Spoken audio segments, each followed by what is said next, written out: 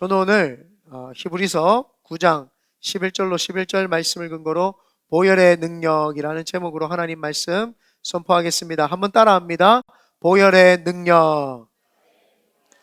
일부 예배 때에도 성도님들이 오셔서 예배를 드렸는데, 일부 예배 때 이제 아멘에 대해서 조금 이야기를 했습니다. 아멘이라고 하는 거는 내가 앞에 말을 잘 듣고 있다가 앞에 말이 이해가 되어지고 하나님의 말씀 앞에서 맞습니다 할 때 아멘 하는 건데, 아멘이 사라지니까 이 금요일도 그렇고 자꾸 성도들이 이렇게 쳐다보고 있는 거예요. 아멘 좀 하세요 했는데, 아멘은 하다 보면은 내가 그 말씀이 마음에 새기는 그 원동력이 되고 또 말씀의 은혜가 되는 원동력이 되니까, 여러분들 오늘부터 우리 아멘 그 운동을 다시 해서 아멘을 좀 이렇게 회복하기를 예수님의 이름으로 소망합니다. 아멘. 오늘 보혈의 능력이라는 제목으로 하나님 말씀 선포하겠습니다. 태초에 하나님께서 세상을 창조하시고 그 후에 그곳에 하나님을 대신해서 세상을 다스릴 만한 사람들을 그곳에 하나님께서 만들어 놓으셨습니다. 그분들이 바로 아담과 하와입니다. 그것은 하나님께서 하나님의 권한을 아담과 하와에게 부어주셨다라고 하는 그런 뜻이기도 합니다. 인간인 아담과 하와가 하나님으로부터 에덴 동산뿐만 아니라 세상을 다스릴 권세를 받았는데, 이 세상을 인간이 다스리기 위해서는 산천초목보다도 또한 동물보다도 월등하게 뛰어난 것이 있어야 되지 않겠습니까? 뛰어난 것이 있고 리더십이 있어야지만이 그 앞장서서 하나님의 일을 대리할 텐데, 사실은 동물보다도 힘이 약하고 산천초목보다도 월등하게 작은 존재가 바로 사람입니다. 그런데 하나님께서는 이 사람에게만 특별하게 주신 능력이 있습니다. 그게 뭐냐? 하나님이 직접 사람을 만드시고 그 속에 성령님을 불어넣어 주셔서 사람 속에 성령님이 자리 잡아서 세상을 하나님의 눈으로 볼 수 있는 그런 선한 양심을 주셨고, 그런 담대함을 주셨고, 그래서 이 땅을 아름답게 하나님이 원하는 대로 유지하면서 살 수 있게끔 만드는 것이 바로 인간이 가지고 있는 뛰어난 능력인 줄 믿습니다. 그래서 하나님이 그 능력을 부어 주셨죠. 원래 그때는 아멘 해야 되는 겁니다. 이 포인트를 자꾸 까먹으시는데, 앞에 말을 들어보니까 맞네 할 때 아멘 이렇게 가면 좋겠습니다. 훈련이 잘 돼야 되는데 한 번만 연습하겠습니다. 아멘. 아멘. 네, 아멘 하면 이게 말씀이 되게 은혜가 돼요. 제가 성지순례 갔을 때 제일 앞에 앉으니까 제일 앞에 앉아가지고 이렇게 있었어요. 이렇게 목사님들 나오셔서 이렇게 설교하는 시간이 있었는데, 아멘 아멘 하고 제가 앞에 있으니까 제 머릿속에 스쳐 지나갔던 게, 내가 왜 이 은혜를 몰랐을까?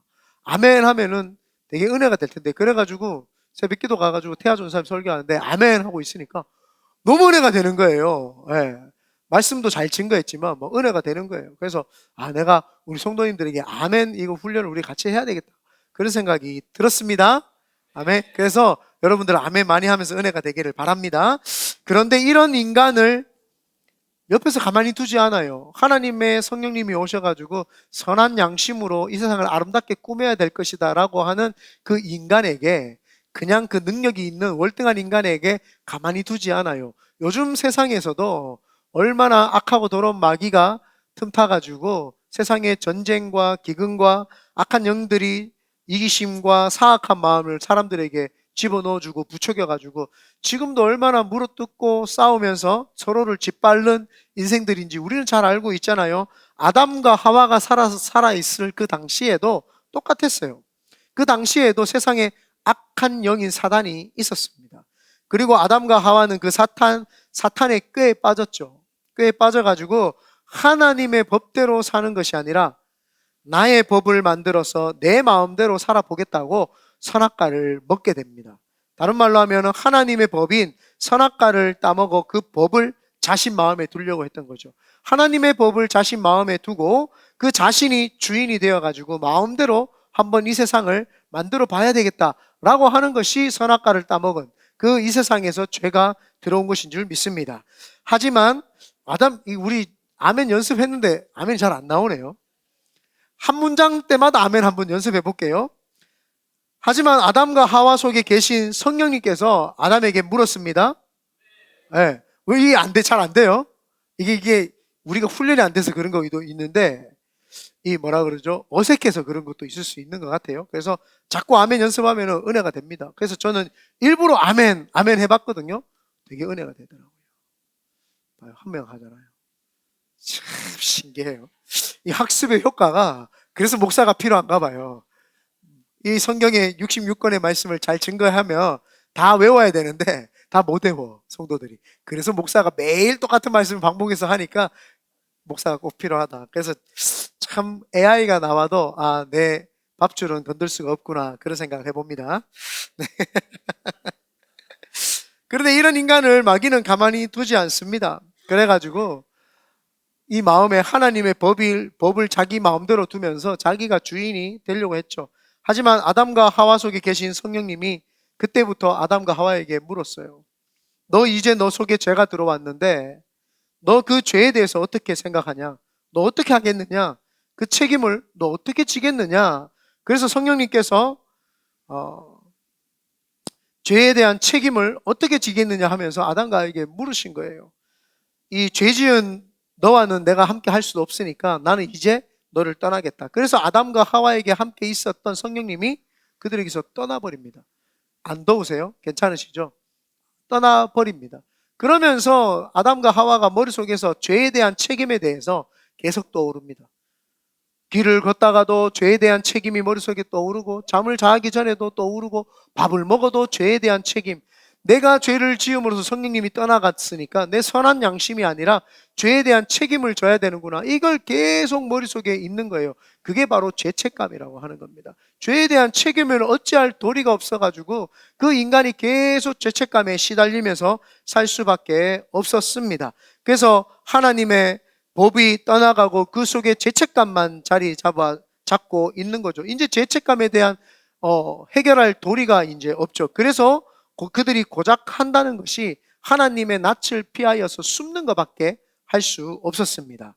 요사이 사람들이 우울증이 많이 이제 시달리죠. 이 우울증이라고 하는 것은 자기 자신이 못났고 부족하고 연약해서 피하고 싶고 도망가고 싶고 그런 마음입니다. 그래서 그 마음 속에 우울한 마음이 들어가지고 사람도 만나고 싶지 않고 그냥 집에 혼자 있고 싶은 거예요. 그래서 그 자신의 그 감정을 숨기고 싶고 죄에 대한 죄책감이 자기 마음속에 밀려오니까 이걸 어떻게 해야 될 도리가 없는 거예요. 그래서 그들이 영원히 자기 자신을 숨기고 싶다가 그래서 사람들하고 안 만나고 우울증에 빠져 있는 거예요. 그래서 영원히 자기 자신을 숨기기 위해서 어떤 사람은 잘못된 선택을 해서 목숨을 끊는 경우도 있죠. 이와 마찬가지로 이 아담과 하와도 고작 자기 자신의 죄에 대한 책임을 피하는 것이 뭐예요? 자기에 대한 죄에 대한 책임을 지는 것이 하나님을 낯을 피하여서 숨는 것밖에 할 수가 없었습니다. 예수님의 제자 가룟 유다도 예수님을 팔아넘긴 죄에 대한 책임에 대해서 어떻게 해결할 수가 없어가지고 스스로 목매달아서 죽었던 거 아닙니까? 아담과 하와도 스스로의 죄에 대한 책임을 어떻게 할 수가 없었기 때문에 하나님의 낯을 피하여서 숨었던 것입니다. 그래서 하나님께서 이 사실을 아시고 아담과 하와의 죄에 대한 책임을 짐승들에게 돌리신 것입니다. 짐승이 죽어서 피를 흘립니다. 그 피를 흘리면서 죽어가는 짐승의 울부짖는 소리를 통해서 아담과 하와가 나의 죄에 대한 책임을 저 짐승들이 지는구나. 그 울부짖는 소리가 아담과 하와에게 계속 들리는 거예요. 그러니까 그 아담과 하와가 처음으로 하나님 앞에 하나님, 저의 죄에 대한 책임을 저 동물들이 졌습니다. 하나님 용서하여 주십시오. 그래서 처음으로 그들이 죄에 대해서 회개를 하기 시작을 했던 것입니다. 이런 인간을 불쌍히 하게 하나님 여기셨죠. 그래서 하나님께서 이런 인간을 불쌍히 여기셔서 그 동물을 잡아다가 죄에 대한 책임을 넘기셨는데 인류가 점점 발전하고 사람들이 많아지면서 하나님의 법을 자꾸 잃어버리기 시작을 합니다. 점점 더 많은 죄를 짓게 되고 세상은 죄로 물들어 갔습니다. 아멘 좀 하있어. 네. 왜 아멘 연습했는데 안 하지요? 지금 2달락이 지나갔는데도 아멘이 한 번이 없었어요. 오늘 계속 아멘에 대해서 이야기를 할 거니까 그냥 아멘 하면 됩니다. 나만 하는 것 같아도 괜찮아요. 부끄럽지 않습니다. 하는 게 중요한 겁니다. 아멘. 여러분 찬양 입으로 하잖아요. 부끄러운 사람 한 명도 없잖아요. 똑같아요. 말씀 가운데 말씀이 증거되어지고 아멘하고 증거되어지고 아멘하는 거는 부끄러운 것도 쑥스러운 것도 아니라 아멘, 하나님 말씀대로 하겠습니다, 요건 줄 믿습니다. 아멘. 자꾸 아멘이 없어가지고 제가 일부러 자꾸 멈추고 훈련하는 거니까 여러분도 아멘 하기를 바랍니다. 그래서 하나님께서 인류가 점점 발전하고 사람들이 많아지면 많아지면서 하나님의 법을 잊어버리니까 점점 더 많은 죄가 지어지게 되고 세상은 죄로 물들어가니까 하나님이 안 되겠다라는 생각을 하신 거예요. 아멘. 이제는 너나 할 것 없이 모든 인간에게 죄책감이, 심지어 태어날 때 너무너무 아름다운 귀여운 아이가 태어났는데도 평생에 죄와 함께 살면서 죄의 책임을 지지도 못하고 죄의 인생을 살다가 죽을 때 그것을 해결하지 못하고 이제 죽는 인생이 된 것이 바로 인간의 이제 인생이 된 것입니다. 아멘.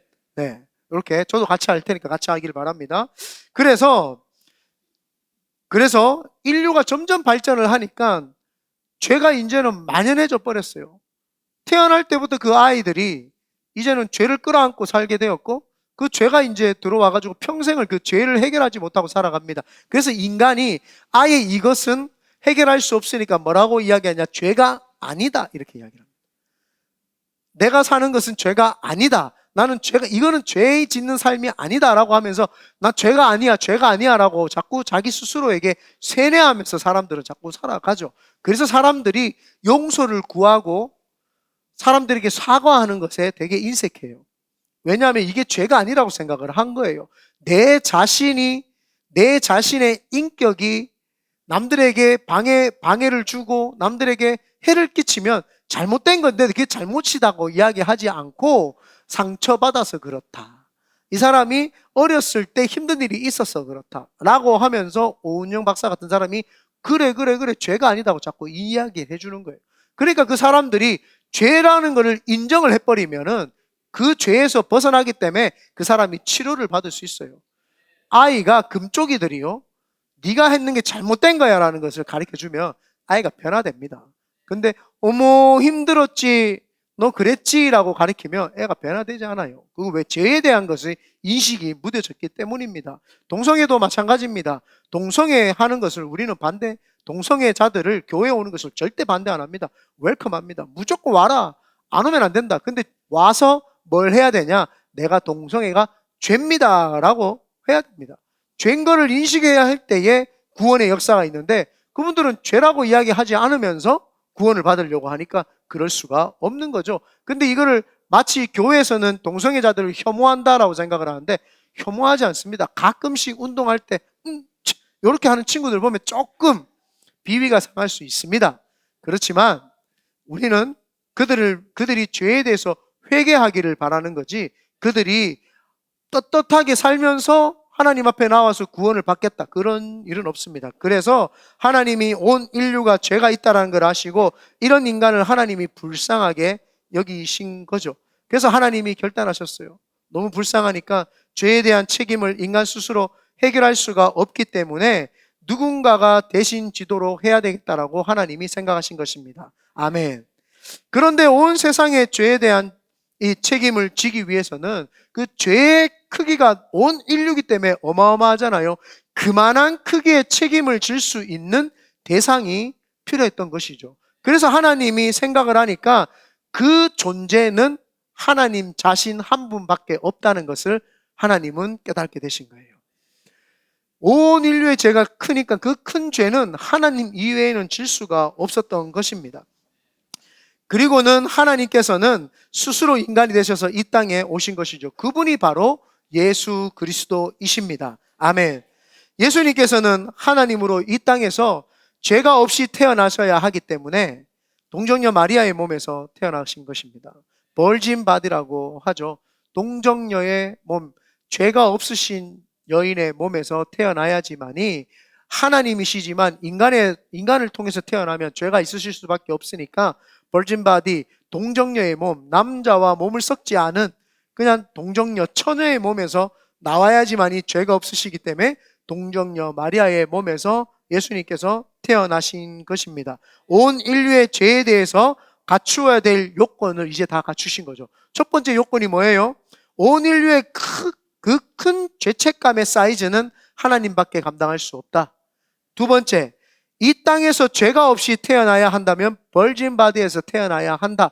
이제 이 두 가지의 조건을 다 갖췄어요. 그리고 마지막으로 이제 사이즈도 준비됐고 죄가 없이 예수님께서 태어나셨어요. 그리고 마지막으로 대신 죽으신 겁니다.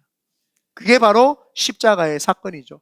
예수님께서 십자가에 대신 달려 죽으신 거. 그래서 우리가 예수를 믿음으로 말미암아 구원을 받는다라고 하는 것은 나의 죄에 대한 책임을 내가 어찌할 도리가 없는데 예수님께서 그 죄에 대한 책임을 져 주셨기 때문에 우리는 구원을 받을 수가 있는 것입니다. 그래서 예수님께서 십자가에 달려 돌아가시면서 피를 다 흘리시면서 죽으셨고 우리는 그 피를 보배로운 피라고 해서 보혈이라고 이야기를 합니다. 그 보혈은 능력이 있는 것입니다. 이제 우리의 죄책감을 예수님께서 다 가져가신 것입니다. 아멘.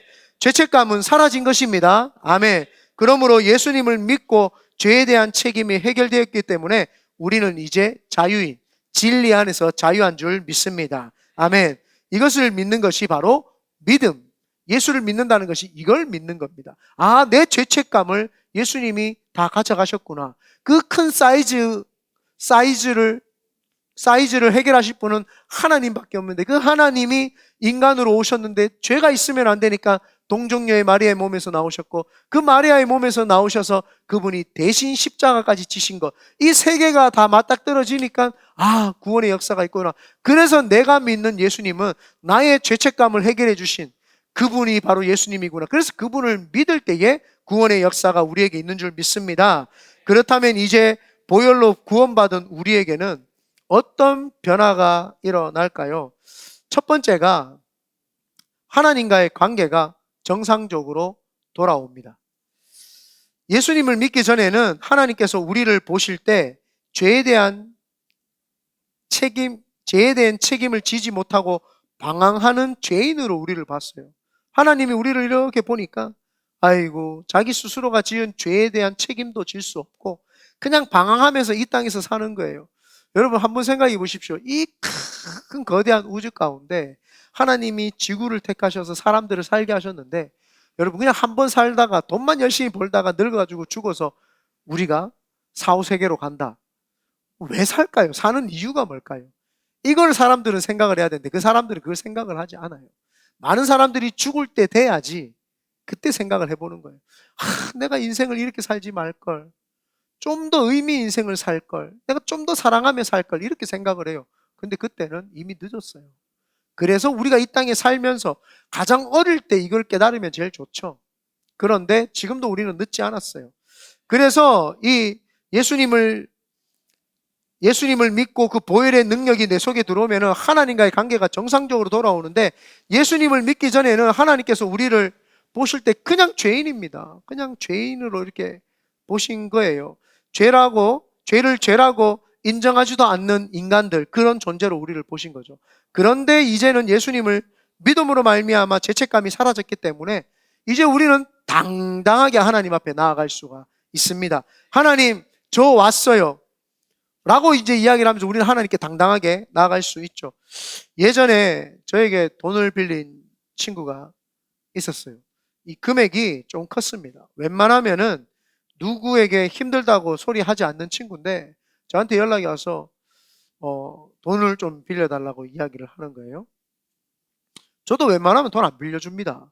100만 원 이하는 그냥 족벌이지 뭐 그렇다고 목사님 저 100만 원, 99만 원 필요합니다 이러지 마세요. 그냥 족벌이지 뭐 저도 뭐 빌려주는 그런 걸 잘 안 합니다. 안 하고 100만 원 이상은 빌려주지도 않고 금전거래는 하지도 않습니다. 교회 내에서도 반드시 이게 선행돼야 됩니다. 그래서 금전거래를 하지 않는데 이 친구가 누구에게 이렇게 힘든 소리 하면서 돈을 빌릴 친구가 아닌데 저한테 연락이 왔길래 얼마큼 힘들었으면 나에게 돈을 빌려달라고 하는가 그런 생각이 들더라고요. 그래서 제가 돈을 이제 1,000만 원 정도를 빌려줬어요. 한 달 뒤에 갚겠다고 해가지고 이제 기다리고 있는데 한 달이 지났는데 연락이 안 와요. 그래서 제가 전화를 했는데 전화 받지도 않고 일주일 동안 연락이 없더라고요. 깜깜무소식이더라고요. 제 마음에 그 친구는 제가 늘 가장 오래된 친구이기 때문에 뭐 1,000만 원 정도 줘도 아깝지 않는 친구예요. 그래가지고 내가 돈 때문에 사람을 잃는다는 생각이 드니까 자꾸 가슴이 아파요. 근데 일주일 뒤에 전화가 왔어요. 김홍아! 뭐 이러는 거예요. 그냥, 그래. 김홍아! 내 돈 붙일게! 뭐 이러는 거예요. 엄청 당당하게.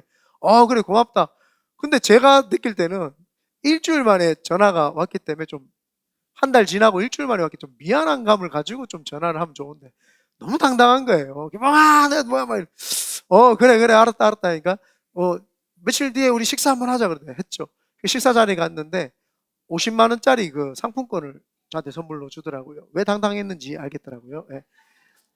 선물을 주면서 와 기봉아 너무 고맙다. 니 때문에 그 사업을 했는데 샤시 사업을 했는데 와 니 때문에 그 밀렸던 그 대금 갚게 되고 해가지고 잘할 수 있었다. 고맙다. 막 이렇게 이야기하더라고요. 그래서 알았다고 이제 돌아왔어요. 그런데 제 마음에 뭘 저렇게 당당하냐 이런 생각이 드는 거예요. 제 친구인데도 좀 미안하다 한마디 하면 저렇게 당당하냐. 그런데 그때 제가 갑자기 복음이 내 머릿속에 확 들어오는 거예요. 아, 저 친구가 나한테 빌린 돈이 있으니까 미안해가지고 전화도 못하고 막 피해 다니고 하다가 자기가 돈을 다 갚게 되니까 얼마나 당당하게 나한테 하는가. 우리가 죄에 대한 책임을 질 수 없어가지고 허둥지둥 될 때에는 하나님께 당당하게 나갈 수 없어요. 삐쭈삐쭈하고 하나님께 내가 이런 기도하면 이 기도 안 들어주실 것 같고 내가 하나님 사랑합니다 하면은 하나님이 나를 안 사랑한다 할 것 같고 그냥 내 혼자 버려진 것 같고 그런 생각이 들어요. 그런데 예수 그리스도께서 오셔서 그 보혈의 능력으로 말미암아 죄에 대한 책임을 하나님이 다 져주시니까 너무 당당해지는 거예요. 아, 이게 복음이구나. 그리고 그 하나님 앞에서 그 죄책감이 다 사라지고 나니까 하나님이 이제는 우리를 보실 때 죄에 허덕이는 사람으로 보는 것이 아니라 내 아들이구나. 나를 보실 때에 나를 보시는 것이 아니라 내 속에 있는 예수님을 보시는 것입니다. 아멘. 그러니까 하나님이 나를 볼 때에 아들로 보니까 아버지에게 가장 큰 선물은 아들인 거예요. 내가 아들이니까 50만 원짜리 백화점 상품권이 아니라 아들로서 아버지한테 가니까 당당할 수밖에 없겠구나. 그게 막 제 마음속에 그때 막 밀려왔어요. 그래서 우리가 예수 그리스도를 믿음으로 보혈의 능력은 하나님과의 관계가 정상으로 회복이 되는 건 줄 믿습니다. 하나님께 당당하게 나가십시오. 오늘도 기도하실 때 하나님 아버지 저 왔어요. 오늘 어제 죄를 지었다고 해도요, 여러분 어제 죄 때문에 힘들어하지만 하나님 저 아들이니까 죄 지었어요. 죄송해요 하나님 이렇게 해야 됩니다. 한 번은 우리 일애가 없으니까 일애가 학교에서 선생님이 연락이 왔어요. 친구를 놀렸대요. 그 한 이스라엘 친구인데 이스라엘 친구가 학교에서 이제 주이신데 학교에서 이제 있는데 이래가 자꾸 그 친구가 게임을 하다가 말을 안 들으니까 막 놀린 거예요. 얘는 얘 집에 가보니까 분홍색에다가 뭐 분홍색 남자친구 막 분홍색이라고 막 놀렸던 거예요. 그래서 걔가 막 울었어요. 그 부모님이 연락이 왔는데 부모님이 연락이 와가지고 이제 그래요. 제가 그래서 별로 그렇게 뭐라 하지는 않았고 뭐라 하신 분은 따로 있었죠. 그분이 뭐라 하고 이제 저는 이제 가르쳤죠. 네가 잘못했으니까 그 부모님에게 직접 가서 네가 정식적으로 사과를 해라. 내가 친구를 놀렸다. 친구의 약점을 잡아서 약 잡아보고 놀리는 거 그게 제일 나쁜 거거든요. 그건 잘못됐다고 해서 정확하게 멘트까지 줘가지고 해가지고 사과하고 그 부모님이 괜찮다 하고 해가지고 그 친구하고 다시 되게 친한 친구가 이제 되었죠. 그러고 나면은 이래가 괜찮아요. 근데 왜 이야기를 하느냐? 그때 이제 학교에서 전화가 오고 이제 난리가 났죠. 우리가 네가 이런 일이 있었냐고 하니까 또 연기를 하기 시작을 하는 거예요. 지가 잘못해놓고 지가 울어요. 그게 아니고 그 친구가 뭐 해가지고 그 친구가 아무리 잘못했다고 해도 지 잘못을 이야기하라고 이야기하는 거예요. 네가 잘못한 게 뭔지를 이야기하라는 거예요. 그 친구가 이렇게 했기 때문에 내가 이렇게 했다. 그건 성립이 되지 않아요. 세상이 악하다고 해서 우리도 똑같이 악한 죄를 짓습니까? 사탄이 우리에게 악한 걸 준다고 해서 내가 악한 죄를 짓으면 그럴 필요는 없죠. 그래서 이 다친 마음이 있으면은 아버지께 당당하게 못 나가요. 근데 그 친구한테 가가지고 이스라엘 친구한테 사과하고 오니까 밟고 말고 화내가지고 그 저녁부터 아빠한테 얼마나 당당하게 아빠 어떻고 저떻고 막 이렇게 이야기를 해요. 아, 이게 우리 신앙이에요. 근데 많은 사람들이 이 신앙을 잘 이해를 못하는 거예요. 자꾸 하나님 앞에 와가지고 죄인 맞죠. 근데 우리는 죄책감이 이제 사라져서 예수 그리스도를 통해서 아들이 되었기 때문에 그 죄책감은 이제 사라지고 하나님과의 관계가 당당해져야 될 줄 믿습니다. 그러므로 우리는 죄책감이 사라졌으므로 하나님 앞에 당당하게 나아갈 수 있고, 하나님께서는 당당하게 나오는 우리를 보시고 이제 자녀다라고 안아주시는 줄 믿습니다. 두 번째입니다. 제가 예수를 믿고 보혈의 능력이 하나님과의 관계가 회복될 뿐만 아니라 제 인생이 달라집니다. 여러분, 먼저 제 보는 눈이 이제 달라졌습니다. 처음에는 비관적이고 삐뚤어지고 안티적으로 보는 이제 시선을 가졌었죠. 왜냐하면 초등학교 2학년 때 아버지가 일찍 돌아가시다 보니까 왜 나만 그 아버지가 없지? 이런 생각이 들었어요. 그러면서 세상을 좀 삐딱하게 봤죠. 좀 세상을 좀 이렇게 불공평하다는 시선으로 봤고, 이 세상에 대한 뭔지 모르는 이유 없는 반항심에 봤어요. 그런데 예수 그리스도를 딱 믿고 나니까 세상이 얼마나 살맛나는지, 세상이 살맛나고 세상이 너무 좋아 보이는 거예요. 온 산천 초목들이 저를 보면서 방긋방긋 웃는 것 같고, 온 사람들이 다 나를 위해서 존재하는 어떤 그런 느낌을 막 받았어요. 전에는 나의 공허함과 허한 마음을, 그 심령을 채우려고 하니까 사람들을 이제 만나기 시작을 하죠. 그 하나님 몰랐을 때는 사람들 만나가지고 이런저런 이야기 듣고, 사람들한테서 내가 가진 거 자랑하고 그 자랑 이야기 듣고 그러면서 막 허세를 떨면서 살았어요. 그런데 그 마음의 공허함이 사라집니까? 사라지지 않죠. 그러니까 어떻게 돼요? 이 세상에서 있는 권력, 돈 같은 걸로 지식으로 또 한번 채워보겠다고 또 몸부림도 쳐보고 이 몸부림도 쳐봤어요. 그런데 하나님 딱 만나고 나니까 공허함이 싹 사라지고 사람을 찾아다니지 않아요. 하나님을 만나는 것이 너무너무 좋은데 그 공허함, 내가 찾을 수 없는 영혼에 대한 그 공허함이 채워지는데 내가 사람을 만날 이유가 있어요? 없는 거예요. 사람을 만날 필요도 없고 사람에게 매달릴 이유가 없었던 거예요. 그렇다고 해서 오해하지 마시기 바랍니다. 물론 사람을 무시하고 혼자 살라는 것이 아닙니다. 사람을 만나되 그 사람들이 나를 채워줄 수 있는 것이 없다라는 걸 깨달았다는 거죠. 그래서 하나님으로부터 내가 그 공허함을 채우기 시작을 했습니다. 여러분, 그런데요, 더 나아가면은요, 자녀도 또 가족도 그 내 공허함을 채워줄 수 없어요. 그것까지 깨달아야지 진짜 하나님이 주시는 그 내 인생 보는 눈이 달라진 거라고 할 수 있죠.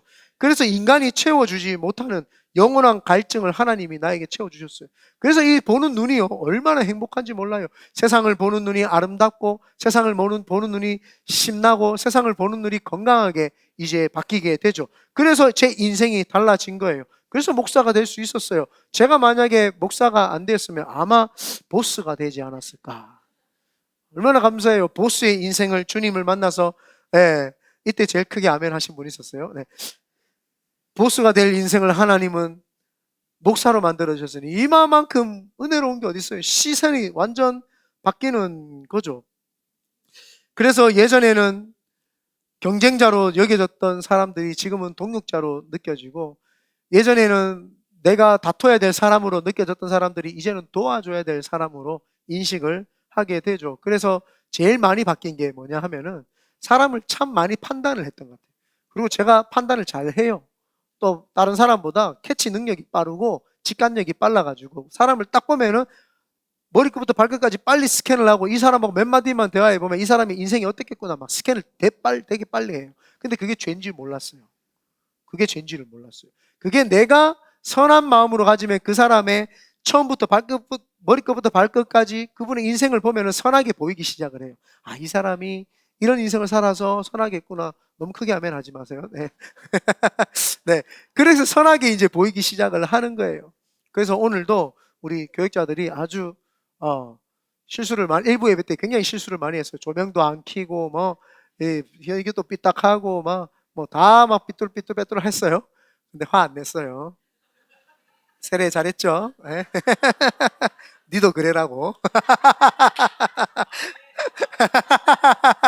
우리 다 그렇게 돼야 될 줄 믿습니다. 네. 그래서 보는 눈이 달라지니까 세상이 너무 좋아 보여요. 그냥 사람들 보면 긍휼해 보이고 그렇게 보이더라고요. 그리고는 제가 또 바뀐 거 하나가 역사적인 인식, 역사관도 달라지기 시작하더라고요. 인류 역사의 발전을 역사학자들은 전쟁이라고 이야기를 해요. 거의 뭐 매일 전쟁이 있다시피 하죠. 지금도 계속 전쟁이 있잖아요. 인류 역사에 전쟁이 없었던 적은 없습니다. 계속 있었죠.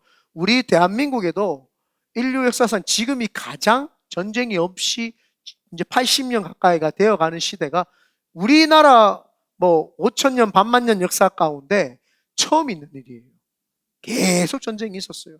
계속 일본이 쳐들어오고 중국이 쳐들어오고 계속 그 여진족, 거란족 그리고 우리 삼안에서도 내 싸우고 전쟁이 끊이지 않았어요. 이렇게 70년 이상 80년 가까이가 전쟁이 없었던 적은 지금이 처음입니다. 그래서 대한민국 역사상 지금이 가장 부강하고 가장 잘 사는 때인 줄 여러분 아시기를 바랍니다. 그래서 나라를 위해서 우리가 기도를 해야 되고 우리가 정치 지도자를 위해서 기도를 해야 되죠. 그런데 이 역사학자들이 전쟁의 역사라고 이야기를 합니다. 왜냐하면은 서로가 더 갖고자 하는 심리가 사람들에게 있어요. 그래서 남의 것을 차지하기 위해서는 무기가 발전을 해야 됩니다. 더 강력한 무기가 있어야 되다 보니까 세상이 발전을 하는 거죠. 그리고는 남에게 가서 그 신무기를 가지고 남을 지배를 합니다. 그리고 나서는 그 지배한 재산과 땅을 지켜야 되니까 또 더 발전을 해야 되고 더 점점점 발전을 하죠. 왜 미국이 강국이에요? 미국이 젠틀해서 미국이 더 많이 배워서 아니에요. 미국이 군사력이 강해서 그런 거죠. 왜 소련이랑 중국이 강해요? 군사력이죠. 그들이 그걸로 지금도 압박을 하고 있는 거 아닙니까?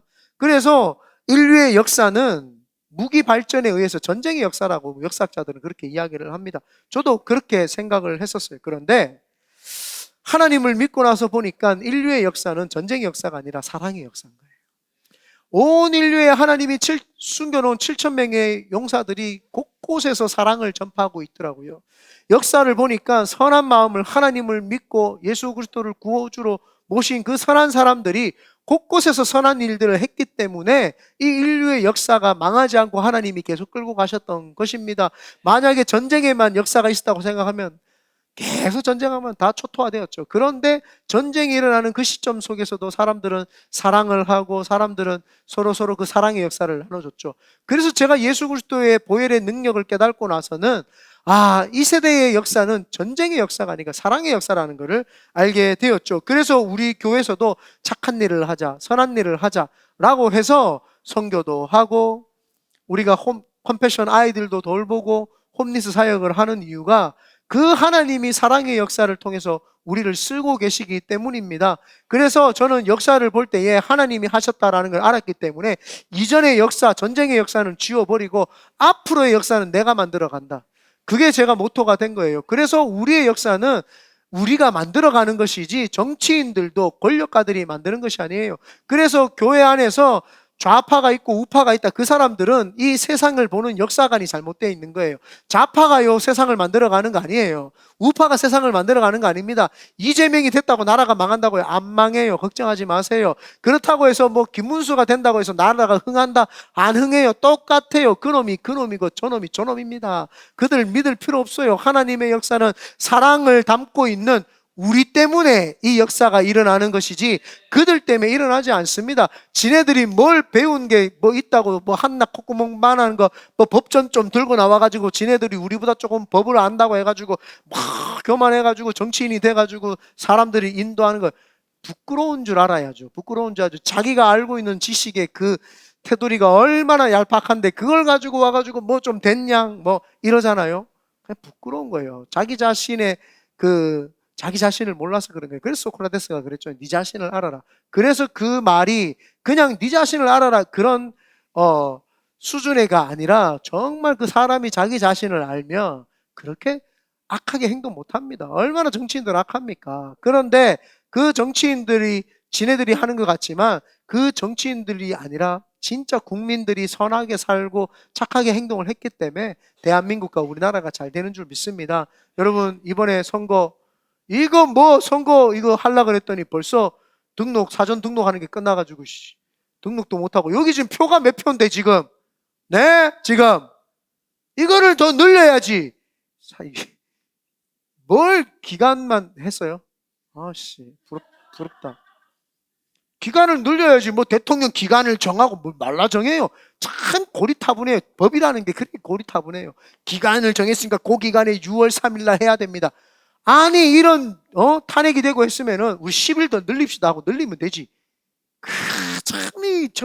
이게 참 답답한 사람들이에요.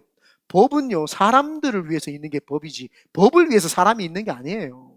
사람들이 편안하게 살고 서로 돕기 위해서 법을 만들어 놨는데 사람들은요 이 법 대 법을 지키려고 사람들이 힘들게 만드는 거예요. 이게 참 잘못된 거죠. 또 목사님 정치에 대해서 이야기한다. 뭘 정치에 대해서 이야기를 해요? 지금 사랑에 대해서 이야기하고 있는 거지. 아멘. 아멘. 좌파 우파 제발 좀 지지하지 마세요. 그냥 좌파가 만약에 기독교에 대해서 우호한다 그러면 그 좌파를 찍으면 돼요. 근데 우파가 만약에 기독교를 옹호한다 그럼 우파 찍어주면 돼요. 뭐 이 정치인이 잘하고 저 정치인이 잘하고 그게 아니라 어떻게 사랑으로 살아가는 기독교가 더 잘 이 땅에서 사랑을 전파하고 살 수 있을까를 돕는 사람을 뽑아야지. 그게 바로 우리 기독교인의 정신이에요. 그런 사람들을 뽑아야지 나라가 잘 되고 하나님의 역사가 만들어지는 거죠. 그래서요, 여러분, 앞으로의 역사는 우리가 만들어가는 줄 믿습니다.